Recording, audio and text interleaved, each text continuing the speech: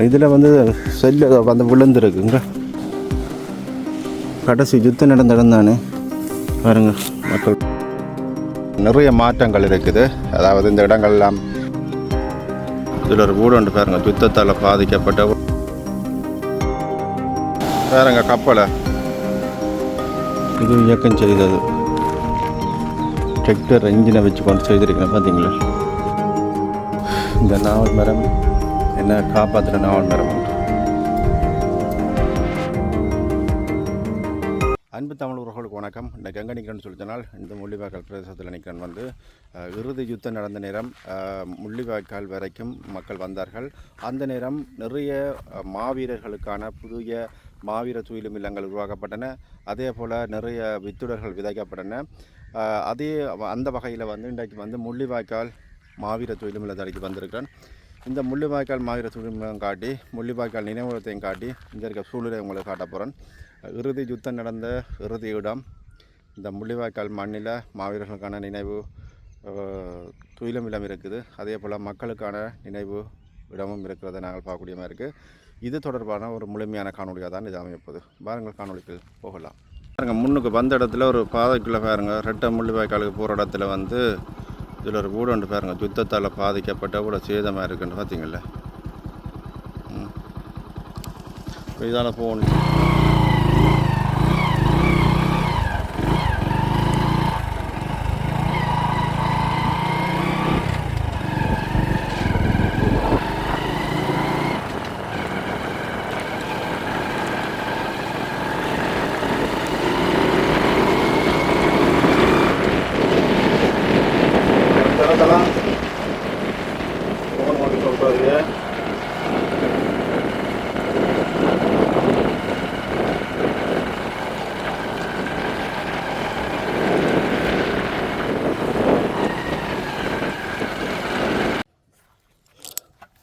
ரெட்டை முள்ளிவாய்க்கால் வந்தனால் இடையில் வந்து ஒரு கிணறு ஒன்று இருக்குது. ஆற்றம் பேர் அப்படி இருக்குது. அந்த காலத்தில் பயன்படுத்த கிணறு ஒன்று.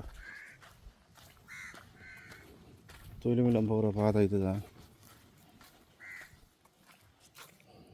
பார்த்தீங்களா. கிணறுக்குள்ள புல்லெல்லாம் இது மரம் முளைச்சி நிற்குது. இங்கே பாருங்கள், இதெல்லாம் அந்த நேரத்தில் மக்கள் வந்து இருந்த இடம் பார்த்தீங்களா. அப்படி இருக்குது உடுப்புகள். இந்த காலத்தில் இதுக்கெல்லாம் கடைசி யுத்தம் நடந்த இடம் தானே பாருங்கள். மக்களோட உடுப்புகள் பாருங்கள். அப்படியே இதெல்லாம் யுத்தம் நடந்த மக்கள் வந்து டென்ட் அடிச்சு இருந்த இடங்கள் இதெல்லாம் பார்க்கவே கஷ்டமாக இருக்குது. இந்த பாதை விடாத தான் நாங்களும் போனாங்க. அதை பார்க்க கஷ்டமாக இருக்குது. எனக்கு மனசுக்குள்ள ஒரு மாதிரி இருக்குது. ரைட், நான் துயிலும் இல்லத்தை உங்களை காட்டுறேன். பாருங்கள் முள்ளிவாய்க்கால் மாவீர துயிலும் இல்லம்.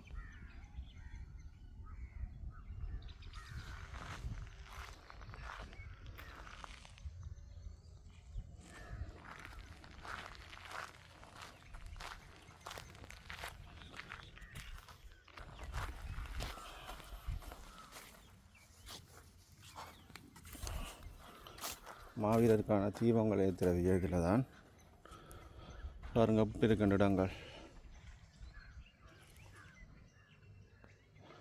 அதே போல் இந்தியாவில் வந்து மக்களுக்கான இறுதி யுத்தத்தில் உயிர் நீத்த மக்களுக்கான நினைவு தூவியும் இங்கே இருக்குது. அதையும் கிட்ட கொண்டு காட்டணும் உங்களுக்கு. இதில் வந்து மாவீர துயிலும் எல்லாம் இன்னும் வந்து துப்புரவு பணிகள் வந்து இன்னும் ஆரம்பிக்கலை. இனித்தான் நான் செய்யணும்னு நினைக்கிறேன். ஆரம்பிக்கலை, இனித்தான் செய்ய போயிடும். பாருங்கள், இஞ்சால பாருங்கள், தான் அந்த முள்ளிவாய்க்கால் நினைவு முற்றம், நினைவாலயம். இங்கே பாருங்கள், மக்கள்கிட்ட உடுப்புகளை தோண்ட வந்து கொண்டே இருக்குது. ஒவ்வொரு முறையும் இதை வந்து துப்புரவு பண்ணுறது. அப்படி இருந்தும் நிறைய உடைமைகள் வந்து உள்ளுக்குள்ளேருந்து வெளியில் வந்து கொண்டே இருக்குது. பாருங்கள், பார்க்க தெரியும். இதெல்லாம் காடாக இருந்தது, இப்போ எல்லாம் நீட் பண்ணியிருக்கு, நீட்டாக இருக்குது. இங்கே பாருங்கள்,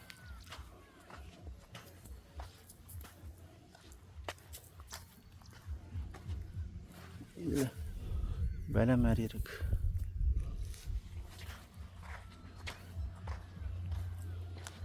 முள்ளிவாய்க்கால் நினைவு தூவி இருக்குது பாருங்கள்.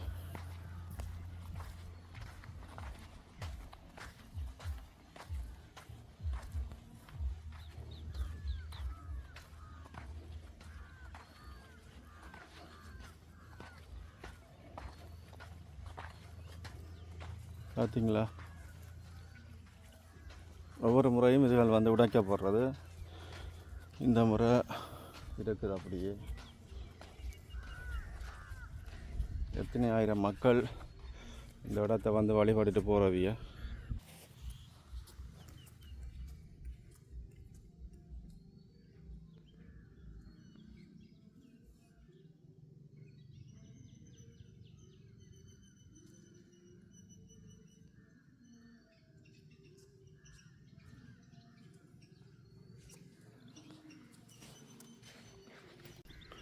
அப்படியே பாருங்கள், இந்த இடம் வந்து கொஞ்சம் துப்புரவு பண்ணியிருக்கு. மற்ற சைட்ல எல்லாம் மரக்கண்டுகள் வந்து உருவாக்கி வச்சிருக்கணும்.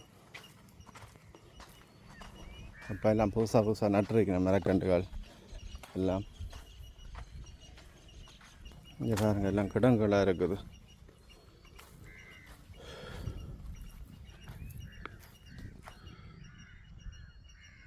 இதில் பாருங்கள், மிதிப்படி அபாயம் மட்டும் போட்டிருக்கணும். அதில் இருக்கிறது தெரியல, அதில் வச்சிருக்கணும் போட்டு என்னதுக்குன்னு தெரியல. இதில் பாருங்கள், உடுப்புகள் எல்லாம் ஃபுல்லாக பெஞ்சால் கிடக்கு. மாமரங்கள் எல்லாம் வச்சிருக்கணும். இங்கே பார்த்தீங்களா,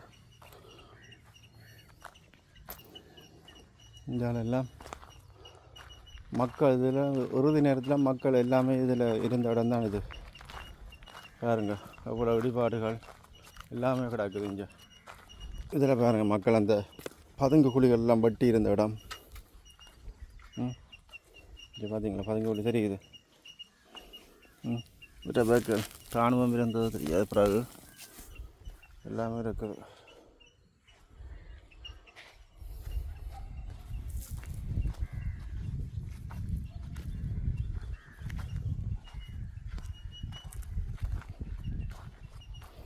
அங்கே இருக்குது துயிலும் இல்லம் அங்கே இருக்குது. இங்கே வந்து நினைவு தூவி இருக்குது. நிறைய இடங்களை வந்து மக்கள் வந்து வேலியெல்லாம் அடைச்சிருக்கணும். பாருங்க, இங்கே பாருங்க, இடங்களில் வந்து நினைக்கிறேன் பிடிச்சிருந்தவங்க இல்லாட்டி காணிகளுக்கு விழாப்பட்டு தெரியும். அஞ்சு இடங்கள் ஃபுல்லாக அப்படி தான் கிடக்குது பார்க்க.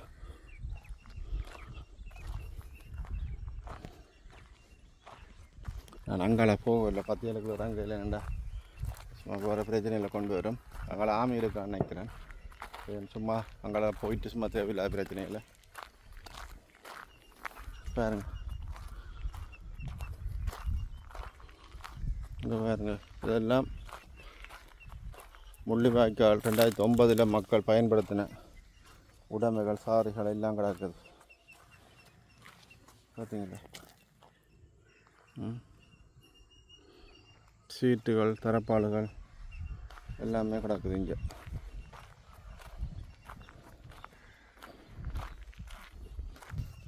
இதில் பாருங்கள், நாவல் பழம் இருக்குது.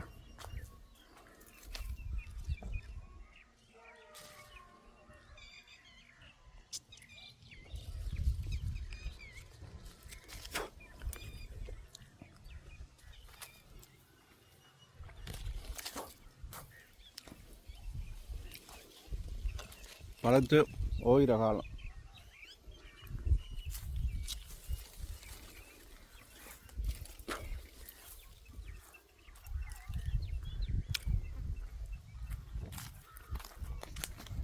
ரைட், முள்ளிவாய்க்கால் மாயூர சுயிலும் நிலையத்துலேருந்து இப்போ நான் எங்கே போகிறேன்னு சொல்லி சொன்னால், முள்ளிவாய்க்கால் கடற்கரைக்கு போகிறேன்.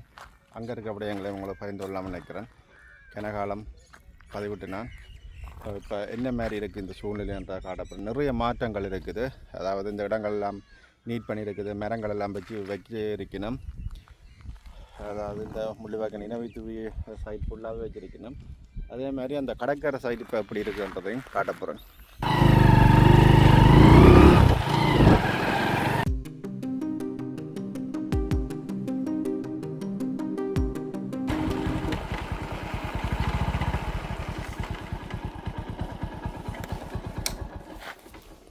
என்னென்னா, வாழ்க்கையில் வந்து இந்த நாவல் மரத்தை நான் மறக்க மாட்டேன்.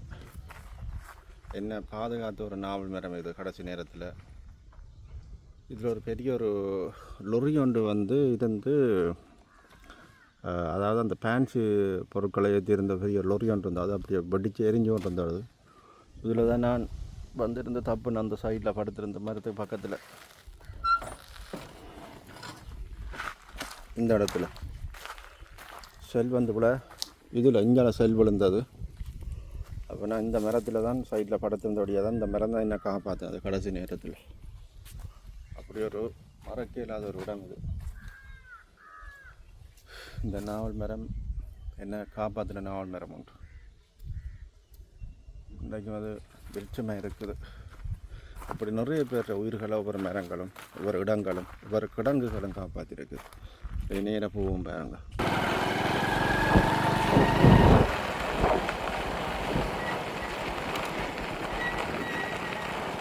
இதில் ஒரு போட் ஒன்று போட்டிருக்கேன், ஆஸ்திரேலியன் தமிழ் ஒன்றியம்னு சொல்லி.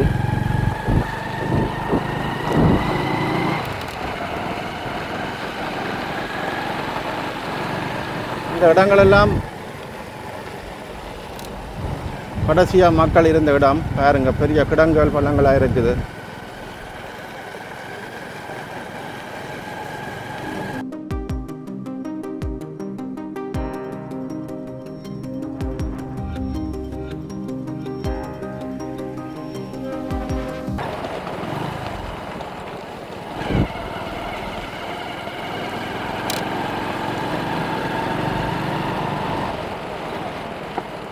இதெல்லாம் அந்த ஜோர்டான் கப்பல் வந்தது. அதில் முன்னுக்கு பாருங்கள் கரைவளை இழுத்து நிற்கணும். இந்த பாருங்க கரைவளை இழுத்து நிற்கணும். இழுத்து முடிஞ்சுது. இதில் அந்த பெரிய கப்பல் இருக்குது. இப்போ எங்கே நிற்கிறேன்னு சொல்லி சொன்னால் முள்ளிவாய்க்கால் கடற்கரையிலான்னு சரியாக நிற்கிறேன்னு வந்து பாருங்கள் இலை அடிக்க ஒன்று இருக்குது. இந்த முள்ளிவாய்க்கால் கடற்கரையிலையும் நாங்கள் நிறைய சொந்தங்களை இழந்திருக்கிறோம். கண்ணுக்கு முன்னுக்கு நிறைய பேர் இழந்திருக்கோம். அதெல்லாம் நினைச்சா கவலை தான். அந்த இடத்துல இருந்தாலே கவலை வரும். நான் இந்த முள்ளிவாய்க்கால் மாவீர சூழ்நிலையெல்லாம் காட்ட வந்தேன்னா அப்போ அதே நேரத்தில் முள்ளிவாய்க்கால் கடற்கரையும் காட்டி இந்த இருக்கிற இந்த நிலைமையையும் காட்டிட்டு போக கொண்டு வந்திருக்கேன்.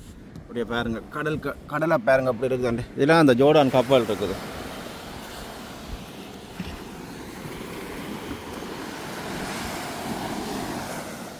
பாருங்கள் அப்படி கடல் அடிக்குதாண்டு.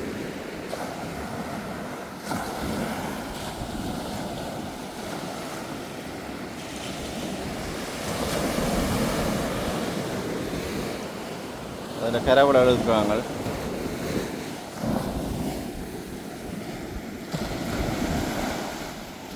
பாருங்க கப்பலை.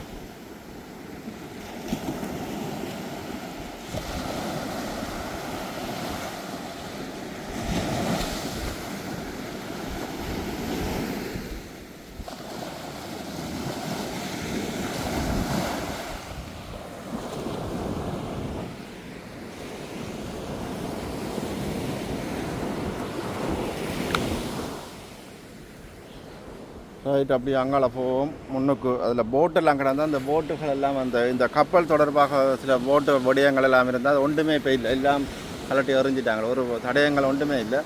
அது சுமார் கூடார மாதிரி ஒன்று மட்டும்தான் கிடக்குது. அதில் இந்த பாருங்க அதில் இருந்தது ஒன்றுமே இல்லை. அதில் இந்த தெப்பம் ஒன்று இருக்குது. மற்றது இஞ்சால கிணறு ஒன்று பார்ப்போம். கிணத்துக்குள்ளே தண்ணி நிற்குதாண்டு. கப்பலுக்கு நேரவே சரியாக இருக்குது இந்த கிணறு.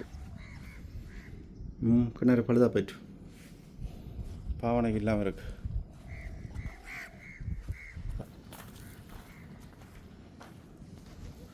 இங்கே ஒரு சின்ன ஒரு கிணறு ஒன்று இருக்குது. இதில் மழை குணமாக தான் இருக்குது. மழை வந்தாலும் பெரும். இதில் அந்த இரும்புகள் எல்லாம் இங்கே கிடக்கு. இப்போவும் பாருங்கள்.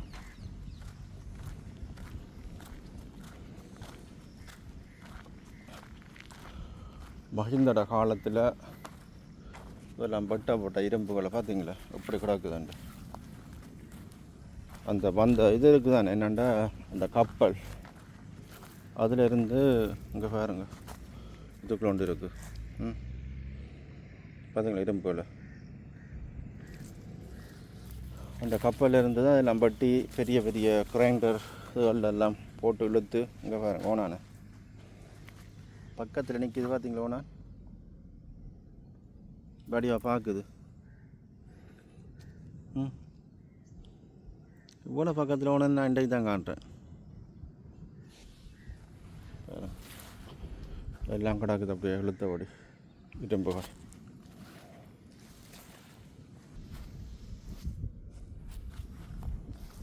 பாருங்கள், இதில் ஒரு பெரிய ஒரு இரும்பு கட்டி கொண்டு இருக்குது. அதே போல் இங்கே பாருங்கள், இதில் ஒன்றோட இருக்கும். பார்த்தீங்களா எப்படி இருக்குதுண்டு. இது இயக்கம் செய்தது, டிராக்டர் இன்ஜினை வச்சு கொண்டு செய்திருக்கிறேன். பார்த்தீங்களா அப்படி இருக்குதுண்டு.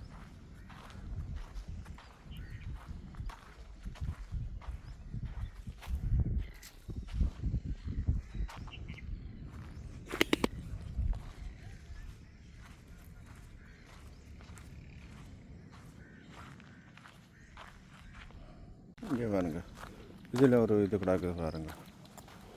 எந்த பெரிய இரும்புகள் இதெல்லாம் தூக்கியெல்லாம் விட்டுட்டாங்களோ இன்னும் தெரியல. கிடக்குது அச்சுகள் அந்த கப்பலில்,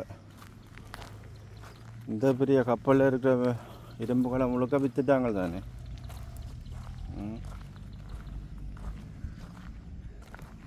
பாருங்க அடுத்து பாருங்க, அதில் ஒன்று இருக்குது. அது வந்து கடல் பிள்ளைக்காரரை பயன்படுத்தினதான்னு சொல்லி கேள்விப்பட்டேன் நான். பாருங்க, அது கிட்டத்தட்ட 30 அடி இருக்குன்னு நினைக்கிறேன். கிட்ட போய் பார்ப்போம். அதை பாருங்க, நிறைய சவுக்கு பெருசாக வளர்ந்துட்டுஞ்சாலும் இதெல்லாம் சின்ன சின்ன சவுக்கள்ன்றது பாருங்கள் இப்போ எவ்வளோ பெருசாக வளர்ந்துட்டுங்க. இந்த மண் அரிப்பை தடுக்கிறதுக்கு சவுக்கு உண்மையாகவே ஒரு பிரயோசனமானது. அங்கெல்லாம் யாரும் எடுத்துருக்காங்க போல இருக்குது. வேலியெல்லாம் அடைச்சபடி கிடக்குது. யாரும் கொட்டல் எது நடத்துகிறாங்களோ தெரியும். அதுக்கெல்லாம் எடுத்துருக்கலாம்.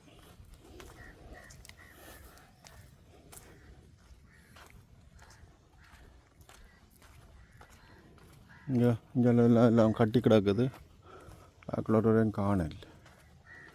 இதான் அந்த இடத்தை பாருங்க. அந்த பெரிய கப்பல் வடிவில் ஒரு தண்டை கிடக்கு. இங்கே பாருங்க எப்படி இருக்குதுண்டு.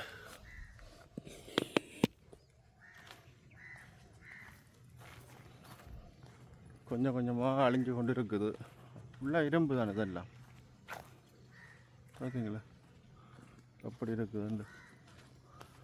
தூரத்தில் இந்த காட்டினா தான் வடிவாக தெரியும் உங்களுக்கு.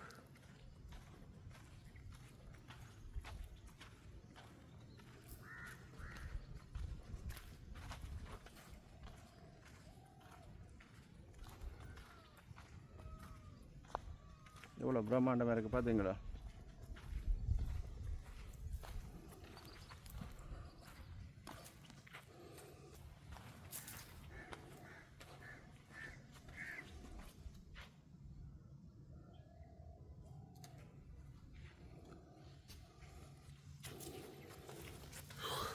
எல்லாம் கொஞ்சம் கொஞ்சமாக வந்து உக்கி கொண்டு போகுது. எல்லாம் கொட்டப்படுது.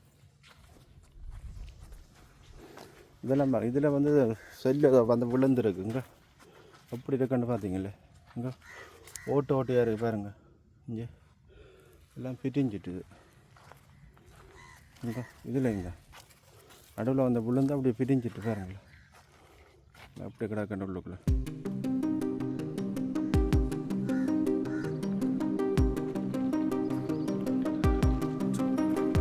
ரைட், வேறு போல இத்துடன் எனது காணொலி மீண்டும் இன்னொரு